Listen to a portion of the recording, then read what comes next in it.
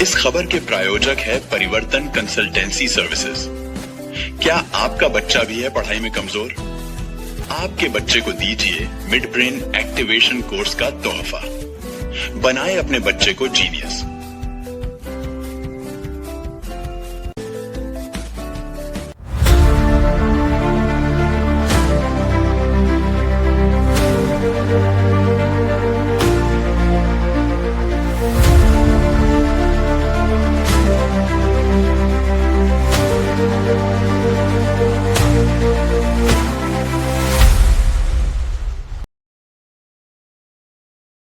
नमस्कार दर्शकों, मैं हूं आपके साथ रविक्षा शर्मा और आपका एक बार फिर से बहुत स्वागत है आपके अपने केएमएस न्यूज चैनल में। दिनांक 12 नवंबर 2025 को स्वर्गीय श्री कुशाभाऊ ठाकरे स्मृति शासकीय महाविद्यालय मक्सी में एनएसयूआई छात्र संगठन के पदाधिकारियों ने कॉलेज की विभिन्न समस्याओं और मांगों को लेकर कॉलेज प्राचार्य डॉक्टर सुनील वाघले से मुलाकात की। इसके पश्चात सभी छात्र नेताओं ने इन मांगों से संबंधित ज्ञापन तहसीलदार महोदय को सौंपा ताकि आगामी 14 नवंबर को मक्सी आगमन पर माननीय मुख्यमंत्री डॉक्टर मोहन यादव को ये ज्ञापन सौंपकर क्षेत्र की समस्याओं से अवगत कराया जा सके। इस दौरान युवा कांग्रेस मक्सी ब्लॉक अध्यक्ष हर्षवर्धन पटेल, एनएसयूआई जिला उपाध्यक्ष गजेंद्र सिंह गुर्जर, एनएसयूआई ब्लॉक अध्यक्ष नितिन शर्मा, एनएसयूआई नगर अध्यक्ष शुभम मालवीय सहित कांग्रेस, युवा कांग्रेस और एनएसयूआई के अनेक कार्यकर्ता मौजूद रहे। कार्यक्रम में मनोहर गुर्जर, रोहन डाबी, सचिन पटेल, आलोक परमार, सदाब पठान, अमीर सल्तनत, शुभम यादव, लक्की परमार, सुधीर एवं राम भावसार सहित अन्य कार्यकर्ताओं की उपस्थिति रही। क्या प्रयोजन था आज आपके यहाँ आने का? सर 14 तारीख को हमारे मुख्यमंत्री जा रहे हैं मक्सी, तो हम भी सब यहीं पढ़े हैं और हमें बहुत सारे हमारे स्टूडेंट भाई बहनों ने बोला कि यहाँ पे सब्जेक्ट अवेलेबल नहीं है, सिर्फ आर्ट्स हैं यहाँ पर, बाकी अदर सब्जेक्ट अवेलेबल नहीं, जिससे हमारे भाई बहन यहाँ से उज्जैन, इंदौर, देवास जा रहे हैं। तो यहाँ पे सब्जेक्ट अवेलेबल हो ताकि हमारे भाई बहन बाहर नहीं जा सके। स्पोर्ट टीचर्स भी नहीं है यहाँ पर स्पोर्ट्स के लिए और स्पोर्ट्स का पद भी नहीं है यहाँ पर। सारे सब्जेक्ट अवेलेबल करवाया जाए। स्पोर्ट्स ग्राउंड है लेकिन कुछ ग्राउंड की यहाँ तो बाउंड्री नहीं है, यहाँ पे डेवलपमेंट नहीं है, कच्चे साफ सफाई हो जाए थोड़ी सी। और एनसीसी यूनिट थी पहले लेकिन अब नहीं है, वो फिर से चालू की जाए यहाँ पर। और सारे सब्जेक्ट अवेलेबल हो, स्पोर्ट टीचर्स अवेलेबल हो ताकि हमारे भाई बहनों को बाहर देवास, उज्जैन, शाजापुर नहीं जाना पड़े, यहीं पढ़ सके हो ताकि बाहर नहीं जाना पड़े। माननीय मुख्यमंत्री जी आ रहे हैं दौरे पे, तो कुछ सौगात तो दे ही रहे हैं वो। उसके अलावा आप क्या चाहते हैं कि किसानों के बारे में कुछ कहना चाहते हैं? हाँ, किसानों के बारे में हम चाहते हैं कि भावांतर किसानों को नहीं, भाव चाहिए, ताकि जो आज किसान मंडी में अपने ही फसल बेच रहे हैं लेकिन 4-4, 5-5 दिनों में उनके पैसे डल रहे हैं और जो वो ऊपर के जो बोला था उन्होंने, उनका तो कोई ठिकाना नहीं कि कब पैसे डले। वो आज देख सकते हैं आप किसानों के लिए कि खाद नहीं मिल रहा है, यूरिया, बिना खाद से पानी फेर रहे किसान। आप जा सकते हो, कितनी पूरे प्रदेश में हल्ला मचा हुआ है खाद के लिए। तो मुख्यमंत्री जी से निवेदन है कि यहाँ आए तो अच्छी सौगातें दी जाए और हमारी मंडी अब जर्जर हो चुकी है, इसका भी डेवलप किया जाए। युवाओं के बारे में क्या कहना चाहते हैं? युवा रोजगार के लिए भटक रहा है, क्या देखते हैं आप? हम चाहते हैं कि युवा तो सब कितना भी पढ़ लिख ले, घर ही पकौड़े तल रहा है, तो इससे अच्छा है कि युवाओं को रोजगार दिया जाए। अभी 1000 करोड़ों रुपए की यहाँ पे सौगात दी जा रही है सिरोलिया, यहाँ पे सोलर ऊर्जा की। तो मैं चाहता हूँ जो पढ़े लिखे नौजवान हैं उनको भर्ती पहले की जाए, उनकी भर्ती पहले की जाए स्थानीय स्तर पर, ताकि या सबको रोजगार मिल पाए। डिसाइड किया जाए, 10-20% का कोटा डिसाइड किया जाए कि भाई हम नगर के या ब्लॉक के या फिर इस जिले के जो एरिया के आसपास के 80-100 गांव हैं, इन गांवों के लोगों को पहले प्रायोरिटी देंगे। जैसे अभी कुछ समय पहले आपने देखा होगा, आपकी जानकारी में भी होगा कि सूरजपुर के ऊपर जो सोलर प्लांट लगा हुआ है, हमारी पंचायत तो इनकी पंचायत में, ताकि इनके ग्रामीण लोगों को उसमें जॉब पाने के लिए, यहाँ के लोगों को, गाँव को जिनकी ज़मीनें उसमें गई है, उन लोगों को रोजगार पाने के लिए उन्हीं को वहाँ पे प्रयास करना पड़ा, हाशिए पर खड़ा करते संघर्ष करना पड़ा।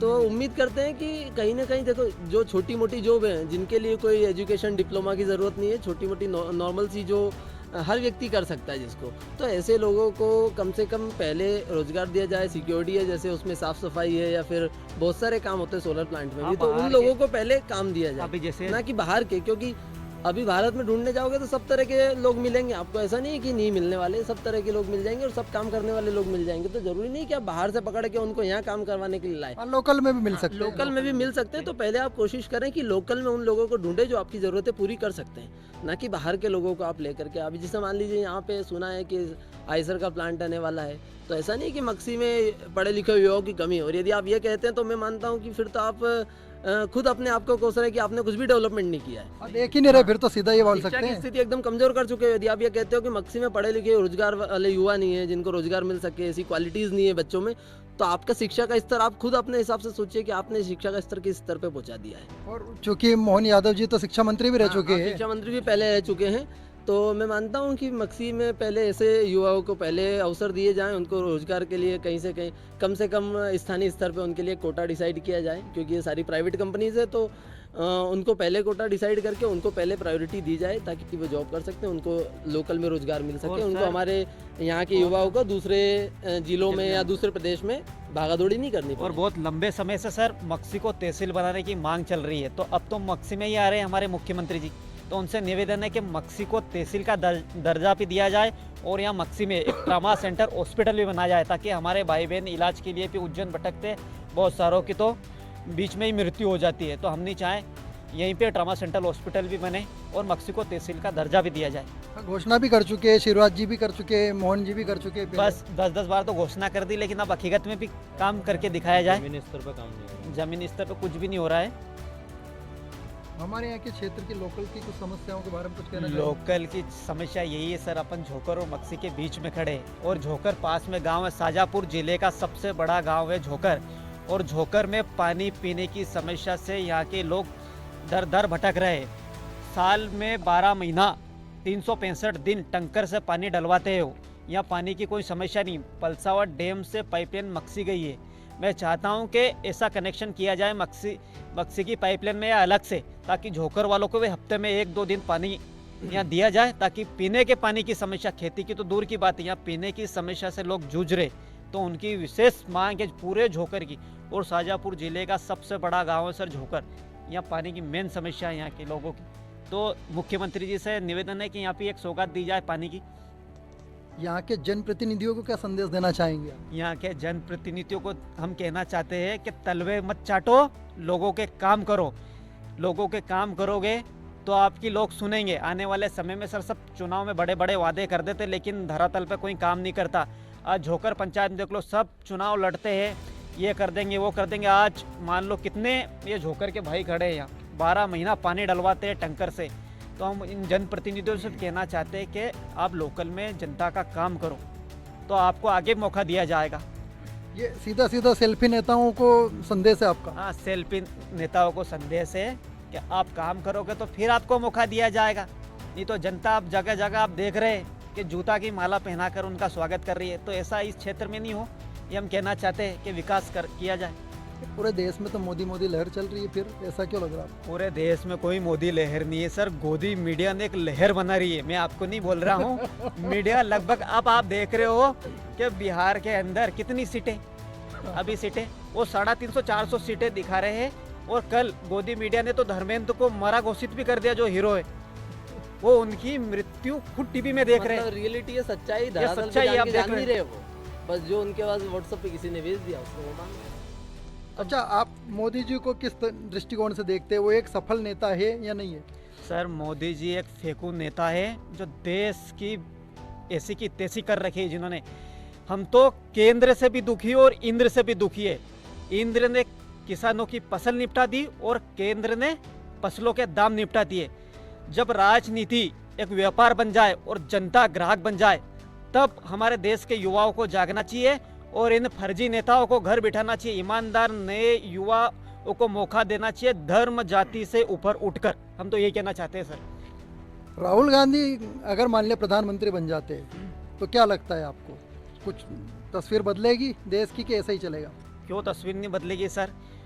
जो व्यक्ति बिना प्रधानमंत्री से, जिन्होंने बोला था जीएसटी लगाओगे तो देश की अर्थव्यवस्था बिगड़ेगी, बिगड़ी कि नहीं बिगड़ी?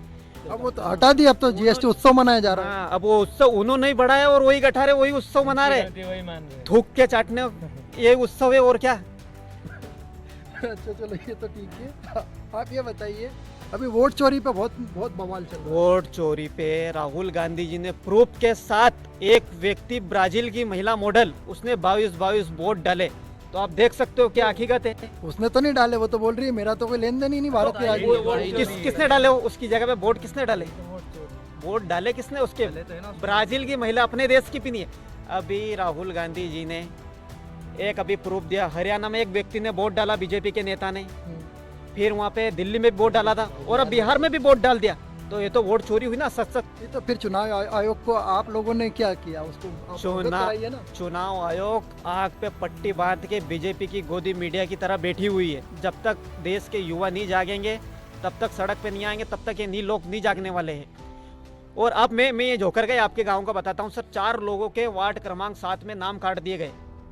वो अभी वर्तमान में उन्होंने सरपंच चुनाव में वोट डाले, लेकिन अब उनको, मोमेडियन समाज के लोग हैं वो, अब इस चुनाव में तो उनके नाम ही नहीं है। कहाँ गए वो? कौन है वो लोग? वो नाम आपको बता दूंगा, मैं आपको व्हाट्सएप कर दूंगा नाम।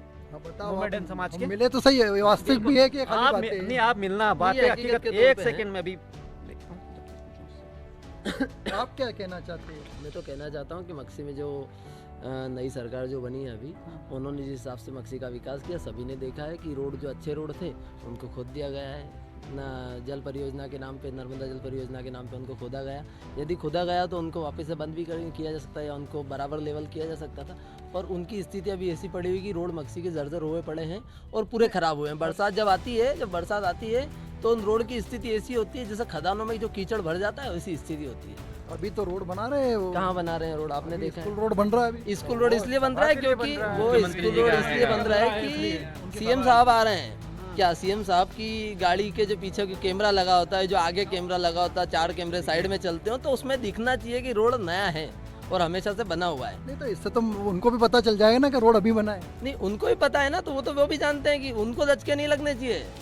सरकार, जनता चाहे दचके में, कीचड़ के गड्ढे में कूद जाए, पर मोदी जी को दचके नहीं लगने चाहिए, वो जरूरी है। जहाँ गड्ढा होगा वहाँ हाँ। उनकी सभा जाएंगी नहीं, जहाँ फ्रेश रोड होगा वहीं उनकी सभा जाएगी। उनकी समस्या ये। और अभी पूरी मक्सी आपने देखी है कि पूरी मक्सी खुदी पड़ी है। यदि नर्मदा जल परियोजना का कार्य पूर्ण भी हो चुका है कहीं ना कहीं पर, बहुत जगह पर फिर भी वो जो गड्ढे हैं उनको बंद नहीं किया गया है, उनका काम नहीं किया गया है, उनको वैसा का वैसा छोड़ दिया गया है।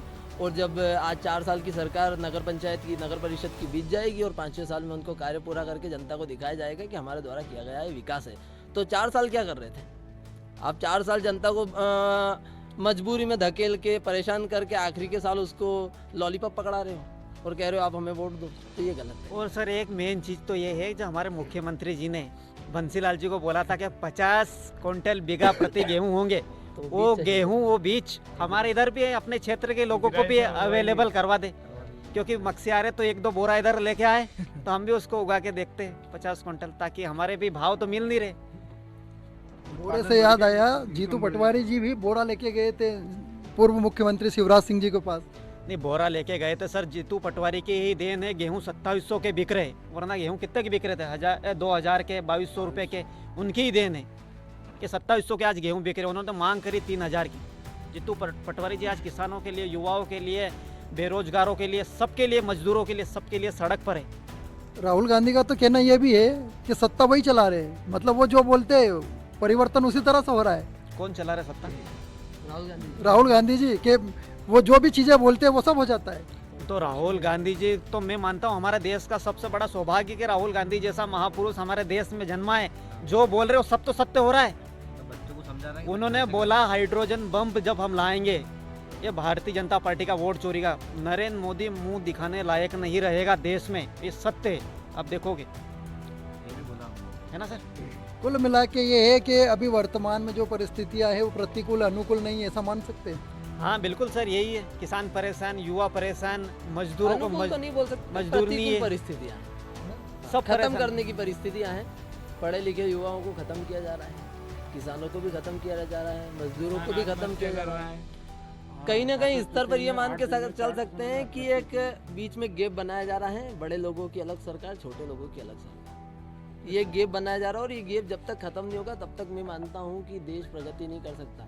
यदि हमारे एक परिवार के अंदर यदि हमारे पिताजी 2 भाइयों के बीच गैप बना देंगे तो हमारे घर का भी डेवलपमेंट नहीं हो सकता। तो मैं मानता हूँ कि देश भी हमारा एक परिवार ही है, घर है। तो काश कम से कम ये तो हो कि सरकार उनमें दोनों भाइयों को या 3 या 4 जो भाई हम जो धर्म के नाम पे लड़ रहे हैं उनको एक बना के रखें, तभी जाके हमारा देश तरक्की कर सकता है। ठीक है सर, अभी हम तहसीलदार को ज्ञापन देने जा रहे हैं। इस किसानों की समस्या को लेके, कॉलेज की समस्या को लेके, इन सभी समस्याओं से उनका अवगत कराएंगे। और आप भी पत्रकार हो सर, हमारा आपसे भी निवेदन है कि आप ईमानदार पत्रकार हो, आप गोदी मीडिया से ऊपर उठ के हर प्रश्न पूछते हो, तो आप मुख्यमंत्री जी से ये प्रश्न जरूर पूछना सर कि यहाँ 3-3, 4-4 बार मक्सी को तहसील बनाने की घोषणा हो गई।